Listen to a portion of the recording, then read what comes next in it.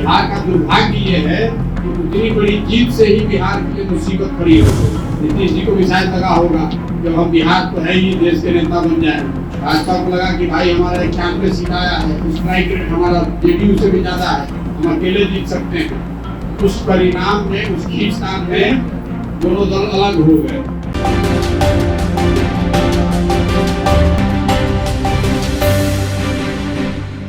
नमस्कार, आप देख रहे हैं रब्जी लाइव और मैं हूं अभिषेक मिश्रा। कभी बिहार के मुख्यमंत्री नीतीश कुमार के विश्वास पात्र रहे, सबसे करीबी सिपाह सलार रहे और जेडीयू के नंबर 2 की हैसियत में रहे प्रशांत किशोर इन दिनों बिहार के मुख्यमंत्री नीतीश कुमार पर हमले का एक भी मौका नहीं छोड़ते हैं। प्रशांत किशोर बिहार में अपनी राजनीतिक जमीन तैयार करने में जुटे हैं, राजनीतिक भविष्य तलाश रहे हैं और जन सुराज यात्रा पर हैं। तो अपनी जन सुराज यात्रा को लेकर प्रशांत किशोर ने एक बार फिर एक बड़ा बयान दिया है और प्रशांत किशोर ने ये कहा है कि शुरू के नीतीश कुमार के कार्यकाल का जो शुरू का 7-8 साल था उसमें विकास तेजी से होता हुआ दिखा, तेजी से काम होता हुआ दिखा। उसकी एक वजह यह भी थी कि जब पूरी तरह से अंधेरा होता है तो छोटा दिया भी जलाइए तो रोशनी ज़्यादा होती है। हालांकि प्रशांत किशोर ने यह भी कहा कि बाद में सिर्फ सत्ता के लिए विकास को हाशिए पर ढकेल दिया गया। शुरुआती 7-8 सालों में बीजेपी जेडीयू सरकार का एजेंडा विकास था और इसीलिए 2010 में 200 से ज़्यादा सीटें मिली इस गठबंधन को। लेकिन बाद में शुरू के 7-8 सालों के बाद सिर्फ कुर्सी बचाना लक्ष्य हो गया और उसके बाद बिहार का क्या हश्र है सब जानते हैं। तो सुनिए प्रशांत किशोर ने क्या कहा है।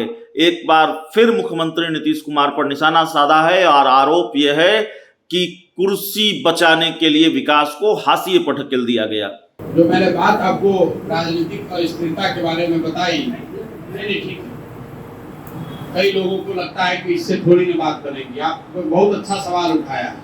व्यक्ति वही है नीतीश कुमार, उसकी सोच और ताकत वही है, सही या गलत। लेकिन आप नीतीश जी के कार्यकाल को सीधे सीधे 2 भाग में बांट सकते हैं, पहले के 7-8 साल और दूसरे के 7-8 साल। पहले 7-8 साल में बहुत तेजी से काम होता दिखा आपको। उसकी 2 वजह थी। एक, क्योंकि पूरा बिहार जब अंधकार में है, कमरा अंधकार में है, तो छोटा दिया भी जलाए तो प्रकाश ज्यादा दिखेगा। लेकिन दूसरी एक और महत्वपूर्ण बात थी, उस समय जो 2 दल मिलकर सरकार चला रहे थे उनमें पूरी तरह से एका था कि विकास ही करना है और यही फोकस है, कोई दूसरा एजेंडा नहीं था। वही कारण है कि एनडीए को 2010 में 200 से ज्यादा सीट मिला था ना। कॉम्बिनेशन यही था, तब मोदी जी का इतना प्रभाव भी नहीं था। फिर भी उसी कॉम्बिनेशन को, एनडीए को, जिसको आप समीकरण कहते हैं, 200 से ज्यादा सीट मिला। बिहार का दुर्भाग्य ये है कि उतनी बड़ी जीत से ही बिहार के लिए मुसीबत खड़ी हो गई, क्योंकि दोनों दलों को ऐसा लगने लगा और दलों में कुछ लोगों को ऐसा लगने लगा कि भाई अब हम साथ में क्यों चले, अपने से ही कर लेते हैं। नीतीश जी को भी शायद लगा होगा जब हम बिहार तो है ही देश के नेता बन जाए, भाजपा को लगा कि भाई हमारा 91 सीट आया है, स्ट्राइक रेट हमारा जेडीयू से भी ज्यादा है, हम अकेले जीत सकते हैं।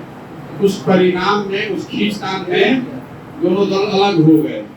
12-13 में फिर राजनीतिक अस्थिरता चालू हो गई। नीतीश जी माइनॉरिटी गवर्नमेंट चलाए, फिर 14 में हार गए, फिर मांझी जी को बनाया, फिर मांझी जी को हटाया, फिर महागठबंधन बनाया, फिर उसको हटाकर फिर वापस एनडीए में चले गए। तो ये जो 7 साल है, ये फिर सारे प्रयास इस पर है कि भाई कुर्सी और वो जो कॉम्बिनेशन है, सत्ता है, वो बची रहे, तो विकास फिर हाशिए पर है। यही बात मैं आपको बता रहा था। व्यक्ति वही है, काम करने का तरीका यही है। ऐसा नहीं है कि नीतीश उस समय ईमानदार थे और बस आज हो गए, ऐसी बात नहीं है। कॉम्बिनेशन, जो राजनीतिक कॉम्बिनेशन अगर उल्टा हो जाए तो आपकी काम करने की क्षमता बहुत ज्यादा उससे अफेक्टेड हो सकती है।